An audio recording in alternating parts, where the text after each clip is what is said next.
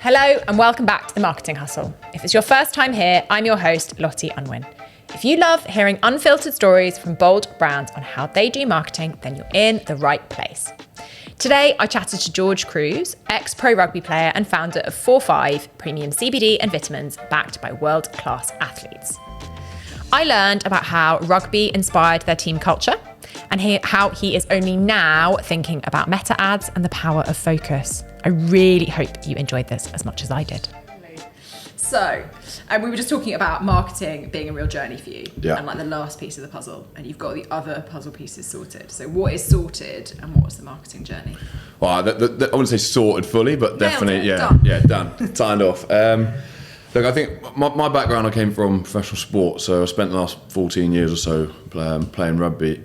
Obviously, therefore, I don't have like the out and out, a degree in finance, a marketing degree, or like I haven't built in an area of sort of expertise. So I think when we started out, we were very focused on, right, let's get a few things right so that we can move on to the next one. Things like retail, so getting decent retail distribution, I think we've done a good job of. Things like making sure our supply chain is waxed, done a good job of that. And again, like making sure you've hired right, get the right people in place. All these sort of like little subsections of the business. I feel like now we're at a point where we're now entering into sort of more brand awareness territory, more sort of external facing stuff. So we've just last week had a website go live, which we've been sort of probably hoping for and waiting for a good couple of years, which has been a painful wait, but one that is well worth it. And now that obviously allows us to do paid ads, paid search, which we're yet to do after 5 years. So all revenue generated to date has been sort of organic or through retail. So we're in this phase where we know kind of our branding, our messages, our brand positioning, all the sort of things involved with marketing need to be elevated a bit or leveled up because we're going to be doing sort of paid search. We're going to be doing stuff other than just retail, sort of sitting on shelves and retail and so on. So, it's exciting, really exciting time. And you talked about retail as though that was like not marketing, and this like other thing, but you've got a distribution that many brands dream of. Yeah. How have you done it? Yeah, I think like I said, sort of we've got to lean on like where and what our strengths have been before, and I think. Previously, it's like probably our strengths as founders, myself and Dominic Day, the other co-founder, also an ex-rugby player, sort of sit probably in the ability to build contacts, the ability to like sort of get, I guess, wangle away into places and use our background and use our positioning of sport and that sort of maybe trust element within professional sport to I guess. Like sow a narrative, sow a seed into retail, and I think that's like that's got us quite well distributed. And I guess like I said, now it's more, and I do see that obviously as marketing. It's unbelievable to go sit on a shelf and have brand awareness through that aspect. But and those relationship buildings, what you're building, what you're turning up to do is marketing. Like you're selling a business, and you're marketing yourself. So there's a lot of it that's going right. I'm self-deprecating a lot, but I think for us it's like I said, that next step is really like it's more. I see it as more outward facing and a bit more. You're going after customers specifically rather than trying to like sell into retail and like I guess produce a brand around retail. So far you've been selling into retail, the product's on shelf, and it's selling well despite low brand awareness? Yeah, I'd say so, yeah. Like we're in a really nice position. We stock into Holland Barrett, we've got some bits and boots. We've just launched into the whole of David Lloyd with our hydration tablets, which is a mad one for me because they've got sort of 700,000 members, which is, I don't know if my calculations are right, but that's over 1% of the UK population. All pretty, affluent, all quite sort of perfect target markets for us, which is that sort of mass premium. And for us, they are health conscious. They care about what they're up to, but they also sit in that sort of lifestyle bracket of, they'll go to a spa because there's one in there. They can also sit and work. They care about their, what they're doing, sort of from a work perspective. Yeah. But clearly also there's that sort of athletic element to it as well. So it's like that's sort of a really good sort of distribution point. But yeah, and we are soon to be going into another retailer. So quite excited about that. Amazing. But like businesses would bite your hand off to have a product that goes onto shelf and then moves from shelf. Like we talk so much about getting into retailers that everyone forgets that that's only half the battle. Like you can have a terrible rate of sale and you last in a retailer a hot minute. Are customers buying you despite not knowing about you because of the category? Yeah. Like, or do they know about you? Is it just loads of fans? Like everyone's always forever trying to find out, more data. Or is this actually the question itself? But I think we do a really good job, especially say in Holland Barrett, where we produce products which are very good for the price you're paying for them. So I think they sort of like, I think a lot of brands you maybe put yourself against, especially some of the older brands, they sort of a bit dinosaur-like. And I think if you improve a few of the qualities within it, more bioavailable ingredients, all those sort of bits, but then also, have it at a price which is there or thereabouts. I think so. When I talk about marketing and what we've done well and done right, I think we've done pricing bit quite well. Proposition. I think we've done sort of maybe messaging on pack and things like that quite well. Pulling out key sort of bits that sing to the consumer.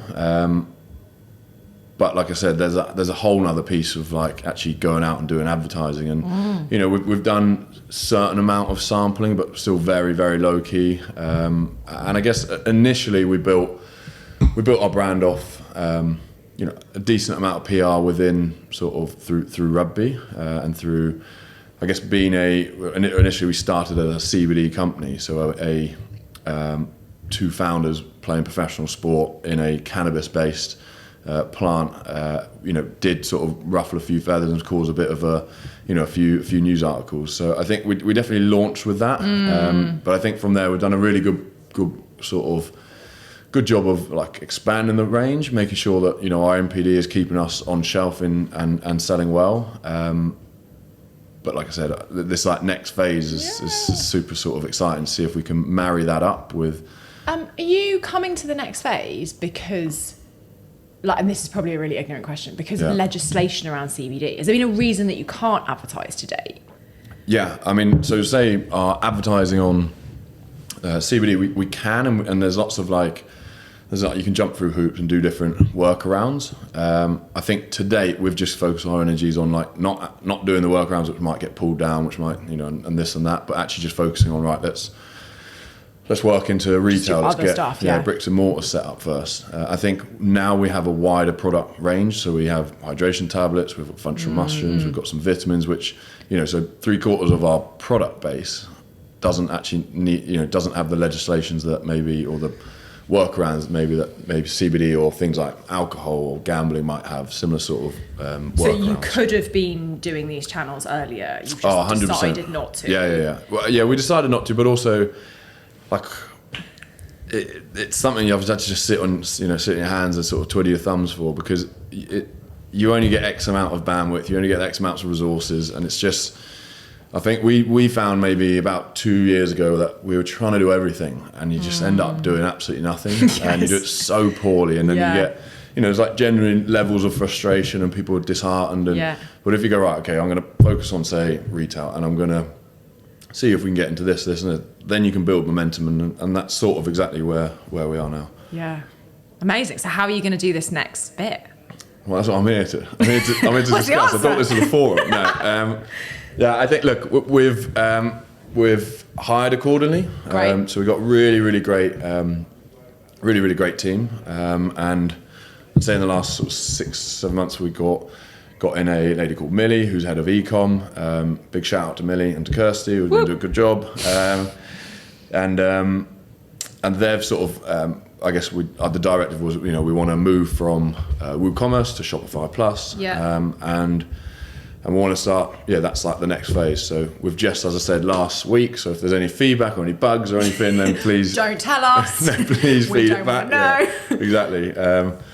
The big next steps really is, I think originally it was like sort retail, if we're going to go real heavy, real up top, sort retail, sort Amazon, and then sort a website, and then start doing... Because then you've got like the machine. Then you've got the machine, and then I think every sort of pound you spend, hopefully someone then could see your ad and then buy you in Holland Barrett, or could see your ad buy on Amazon, could see your ad buy online. So this is literally music to my ears. Like, we've just been making some TikToks, and I'm just going on and on to anyone who will listen. I feel like this is my entire career. It's just being like, you have to start at the bottom of the funnel. If you can't get a good conversion because your website's shit or the product isn't available, do not spend money on driving traffic or interest to a thing where the customer's not going to buy you. Like, the number of briefs I get to build brand awareness for something that's stocked in like Planet Organic in 4 locations. Like, that's not an efficient use of spend. So it just makes so much sense to me that you're doing the bottom bit, and then you move up to like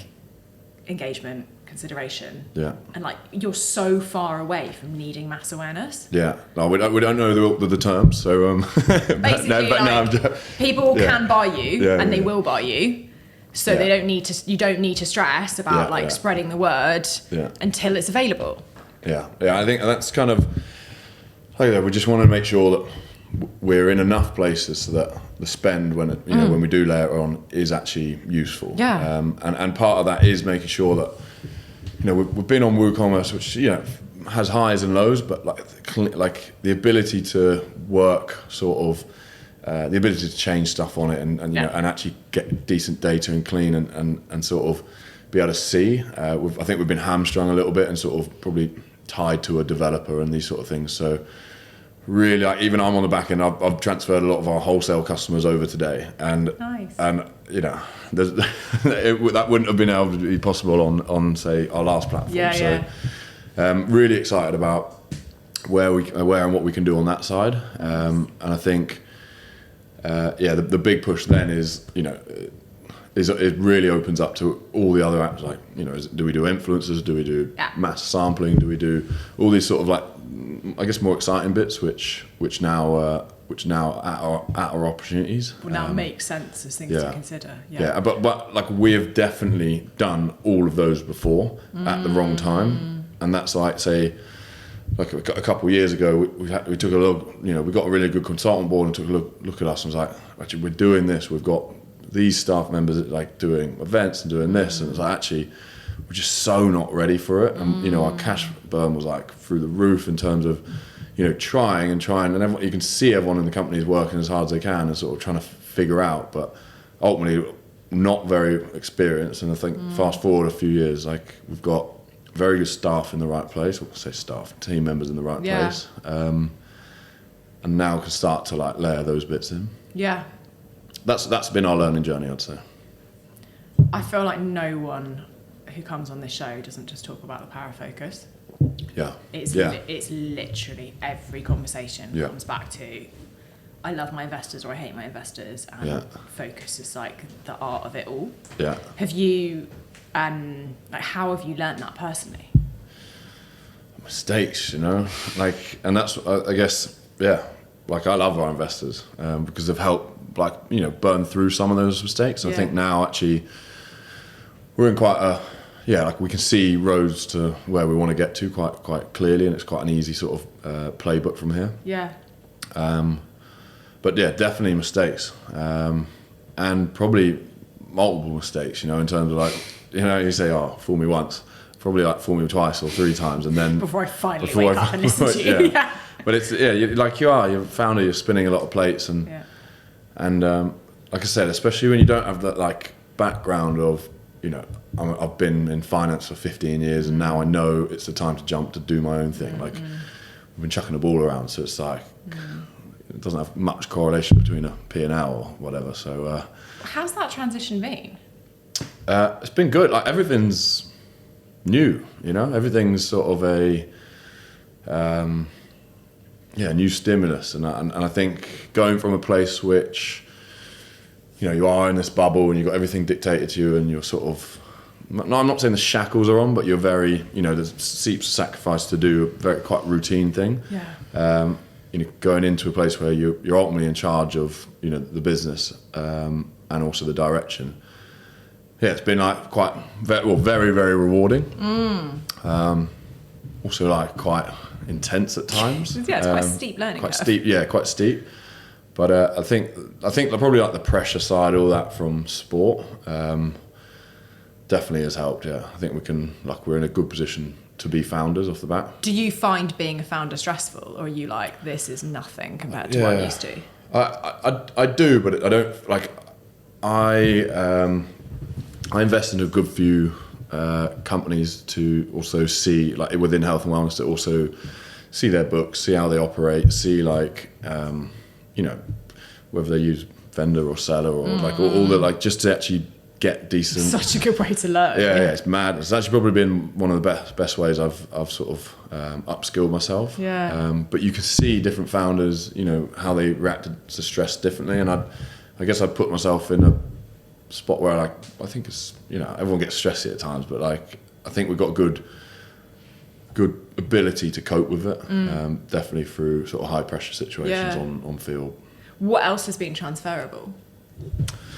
What else has been transferable? It's got to be something around like team. I bet you guys team understand culture, how it is, to get a group of people behind something. Yeah, I think that's we've got to really. I mean, it's horrific when founders talk about their own culture, I think, but I think we do have. But I think we do have. I mean, like. You're so right. It can get it's so rough, nauseating. isn't it? It's disgusting. But I know we've got good culture, which is nice because people smile when they work when we're in. So there's definitely transference of that, and especially from some of the teams that I was involved with. Like, we were very successful for a long period of time, so you do see how ultimately looking after people translates to, I guess, retention, keeping people. And if you keep your people, then you can layer up your activities, and you can sort of like actually build on what. If everyone's constantly chopping in and out, then you just keep going back to ground base, and it just becomes very hard. So I think I'd say we're in a good position there. So what you saw from great, like presumably you were part of teams that were led by people who are really good at running teams. Yeah. I love your point around like just look after them. Yeah. Maybe it's not any more complicated or simple than that. It's just like be good to them. Is there anything else that you've kind of taken from those experiences that you're going to make sure you use with your own teams? I don't think you have to be best mates. I think there's sometimes it's like people can overlean into like, they have to create something that's forced or awkward or weird. I think like it's just the understanding that, if you are paying them well enough, if you are making sure that they have enough room for growth or, learning opportunities, and just like the small interactions of like, do they know you care, and are you checking in with them? Are you all those like it is the small interactions, and they're like pretty hard to fake over long periods of time. I feel like I feel like if you're doing those like foundations of stuff, then you're more often not going to keep your employees, keep your team. That's so like not what the sports films teach you.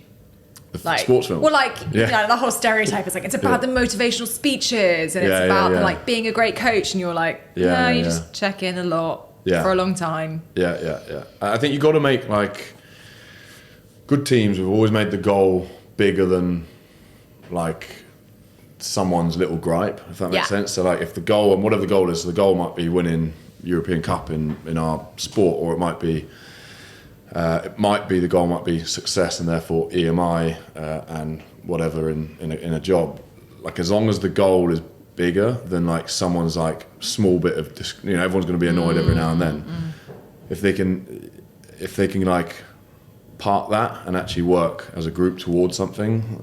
If not, and like the motivational goal or the culture or whatever isn't strong enough, you just get like people kicking stones, people like all sort of like unravels. It's a bit toxic. Have you made mistakes in your approach to team?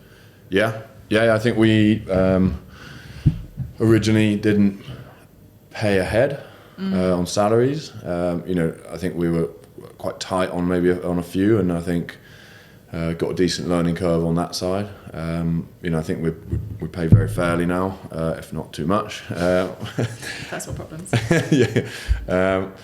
But yeah, I think that you're just trying to figure out what their motivations are, and actually like sort it. Don't just talk about it. I think that's Yes. I think that's talk about it very quickly and fix it immediately. Yeah. You do not need to sit in that. Yeah. What's the goal for fourfive?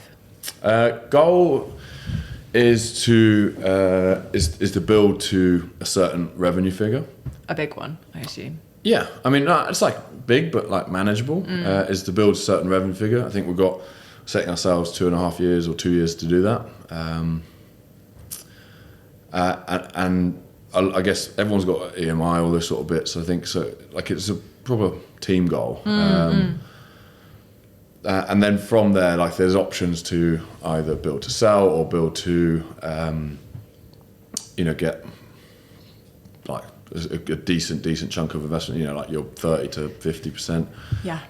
And do that route. But yeah, I think we put in place a good sort of, if we know we are profitable and EBITDA X by by 20 whenever, and we have hit this revenue, then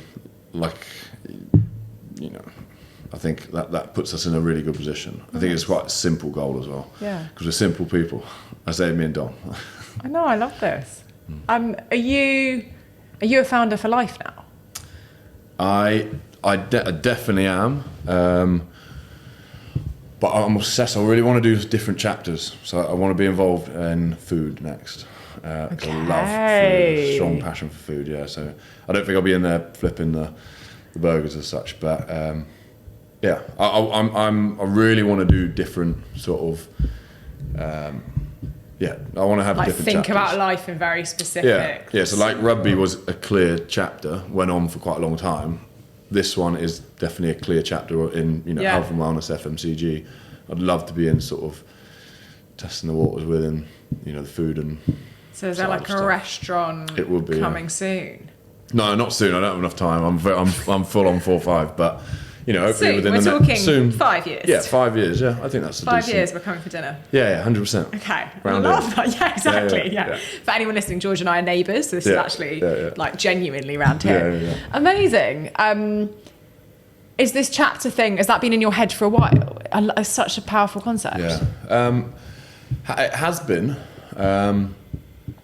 And it was kind of a large reason as to retiring. I retired maybe, I've definitely had a good 2 to 4 more years. And so I retired early because of in 4 years you could do a whole chapter or whatever, you could do a play. So that was like a large part of retirement. And I think I don't know, I read something somewhere, if you do something big if you do something change quite big every 5 years or so, then it that's a stimulus enough to keep you pretty interested and pretty sort of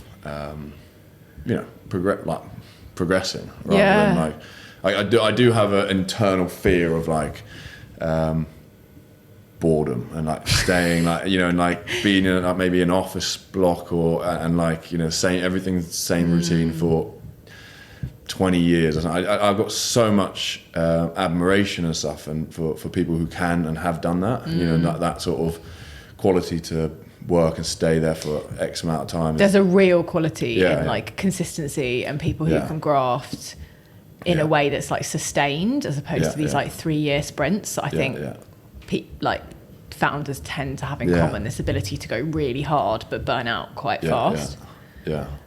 Okay. Yeah, so ultimately I just want to, I don't know, I want to have look back and be like, oh, that's cool. I managed to do very well in that, did it right in that, did this, and then just have a general awareness of what a lot of different chapters have. Yeah, keep learning. Are you comfortable with some chapters not going to plan? I'm sure they won't. Yeah. Because you can't keep you can't keep a hit record for that long. Yeah. I'm sure they won't, but I think you clearly learn very good traits across the board if you continue to do you know, I think like you speak to people who are serial entrepreneurs and their second, third, fourth one tend to be, you know, ones that hit. So you clearly do, you know, you learn what a good employee looks like. You learn what, you know, good process looks like, good system looks like. You do learn like, you know, a P&L will be the same across, you know, so on. Yeah, so, a restaurant and a health and beauty brand, it's the same stuff. I think there'll be loads of crossover. I just don't, just want to keep moving, you know. Do you think sport teaches you that about failure? Probably. Like it's hard. It is hard. Like you. Like I remember playing one of my biggest games, and I played crap, like absolutely crap. You know, and then you get like it is. You know, you'll get a kickback from that, from maybe on social media, all those sort of bits, but. You know, off the back of that, I got dropped. Or like these sort of things, you do. You wear a lot of shots, and you in a way that feels way more like brutal, tangible. Yeah, brutal. Yeah. It's black and white. Like very binary. In business, you don't. I mean, you people do are soft get and they dropped, have to, but like you don't win or lose. It's all like there's always a narrative. Yeah. And also, I think it's like hourly, weekly. You know, you have a game, you win, you lose. You dissect that game, and like there are always reasons as to why you lose, and you know you'll get to a point where you know you have GPS on you, and if you haven't been running fast enough, or you didn't get up at that point, and you therefore miss a tackle and so on, it's quite and like the honesty aspect of it. Again, if your goal is bigger than like you and my thoughts, and the honesty side of it is pretty. Is quite honest, and you've got to wear that. And, the honesty is honest, yeah. And like the ability to take the feedback on board and all those sort of things creates good team members. Yeah. You know, if you told me like I didn't do this well and I fired up, but it was true, then that's like unbelievably poor for me, and you're not going to get anywhere as a team. So, yeah, I think that it is. You do your ability to learn feedback and take feedback is a good sort of strength you get from sport, for sure. It's so interesting. How do you, like, I wonder how you look after yourself and whether that's different because of your history. Like you move, like there's this like ridiculous phrase about the corporate athlete, and you can go on courses about being a corporate athlete, which is like borderline nonsense, but there's something in it which is like, if you're knackered and fucked as a founder, then your business isn't going to do very well. That is so true if you're playing sport. So I just wonder how you, like, are you living this wonderful life that we should all be copying because you've been trained by the best? Probably you do lots of hot yoga. I do a lot of hot yoga. I'm burning the candle at the moment just because, you know, I've been in a sport where you have to be quite... restricted in, say, like, you know, on weekends, all those sort of things. So probably an unbelievable example, but I think like I've got a very good awareness of my body because of sport, and you know when something's going to pull, or when you know you need physio, you know when to pull back, and so on. So I'm sure there's probably something in that, but I don't know, like time organisation, diarising and things like that, I'm still working on heavily because it just hasn't been something which we've ever had to think about. You know, so interesting, like you're so advanced in some axes because you've been trained on, and then bizarre. Like other stuff is just like a list. Yeah. Is that because someone would set your diary for you? Yes, because everything was done for you, Wow. Yeah. Like even your passport had cruise on the back, you know, and you had to hand it in like a kid. So that you didn't, it's like, and that's the ugly side of it. It doesn't prepare a lot of athletes, you know, and they end up with all sorts of different issues off the back of it. Yeah. You know, the rates of, you know, depression, all those sort of things are horrifically high. Same for military, you know, these sort of like jobs which you have been in, you know, routine that's been sorted for you and so on. Yeah, that's fascinating. I would have no idea. Is there a is there a support system? That's the wrong word. Like, are there WhatsApp groups of like ex-sports people being like, does anyone know how to use a calendar? I mean, There's not. I mean, there's all like player welfare boards, and they're actually doing a brilliant job now. They've sort of recognised that these are like the pain points and so on. But But it takes a person to want to do it as well. So if we go, I want to go back a bit to like, we've kind of skipped over how you all got things marketing. yeah, it's like I want to know everything about rugby players and their calendars.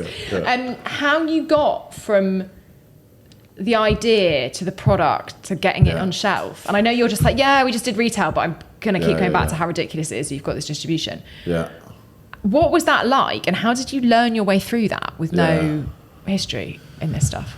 Yeah, it was good. I always think back to this as well. And there's always like a stepping stone process to everything. Yeah.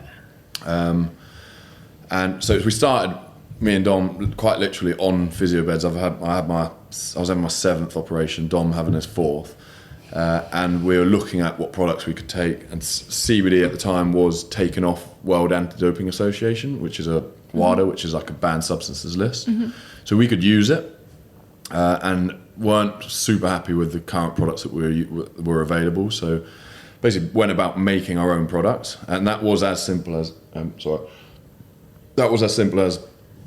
going to a load of different suppliers, on the train, and all the sort of very basic sort of founder stuff you do initially. But that was for personal, I sound like a dealer. Yeah. That was for personal consumption at that point. Yeah. And also we saw a gap in the market and thought, right. So you weren't just like, I'm going on a really elaborate train trip to fix my injury. This was like, I've got a business plan. Okay. Yeah. I wouldn't say it was a full business plan. It was an idea.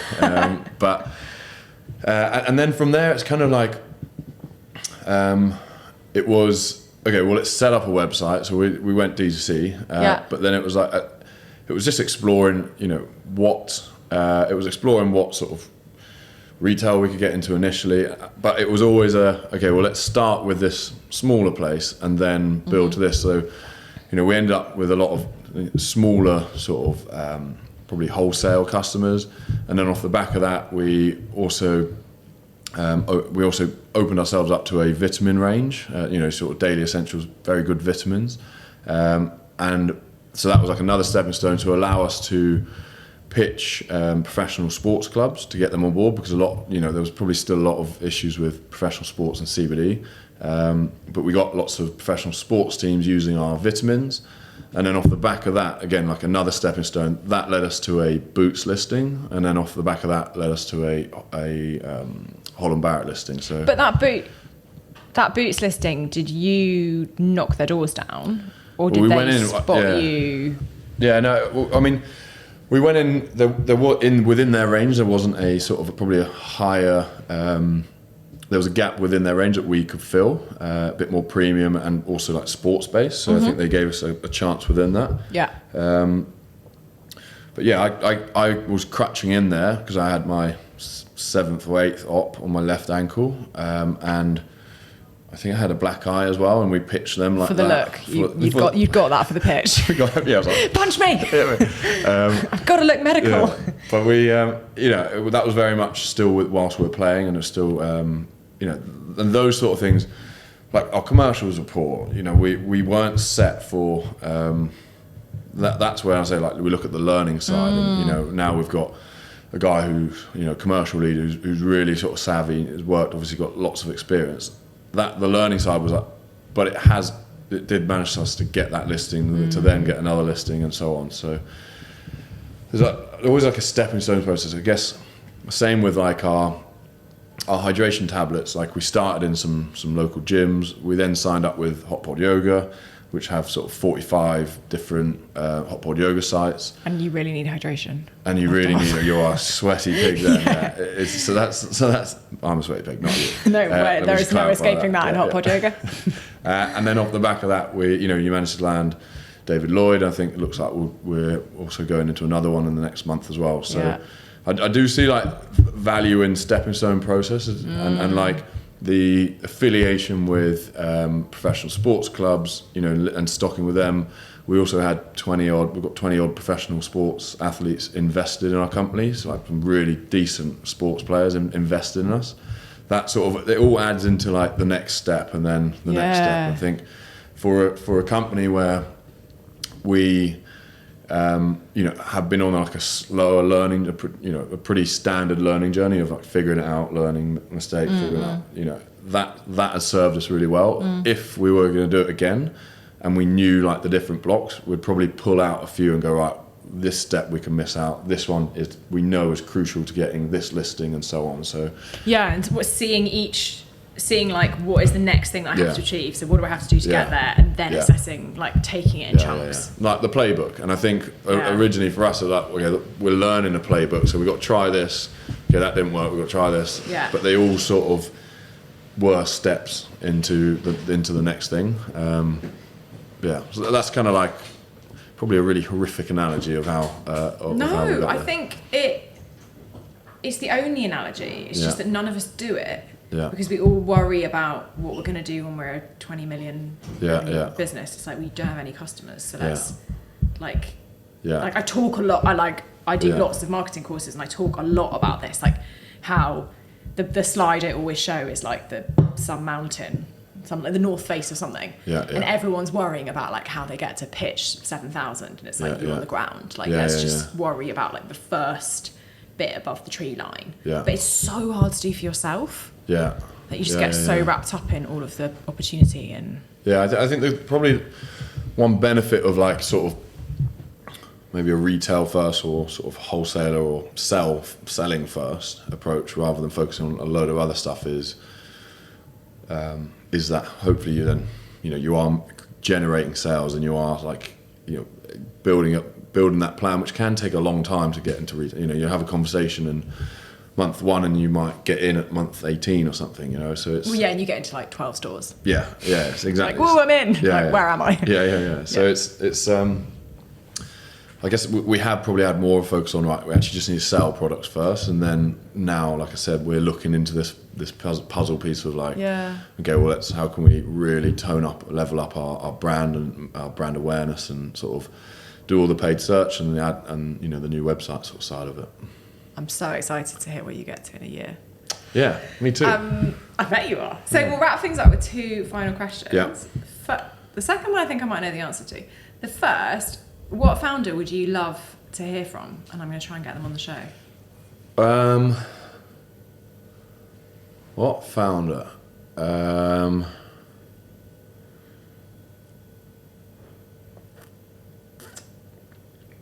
Marcus from Yorzuki. Amazing. Good man. Going on the list. Yeah, he's a good man. He's like I said, we've got like I started up a very token sort of thing called Founders Therapy, where we'll meet like once a month and have a bit of breakfast, and nice. Basically a bunch of founders who we just sit there and cry about, we need investment, or we need this, or what's going on here, but all within sort of health and wellness, and he's been brilliant, and he's a good man. Get him on board. Incredible. Well, that's a bit of a shout out to anyone who's also in health and wellness and wants to cry at breakfast. Yeah, exactly. DM me and I'll introduce you, and you too can sob. And final question, what is one thing that someone listening to this can help you with?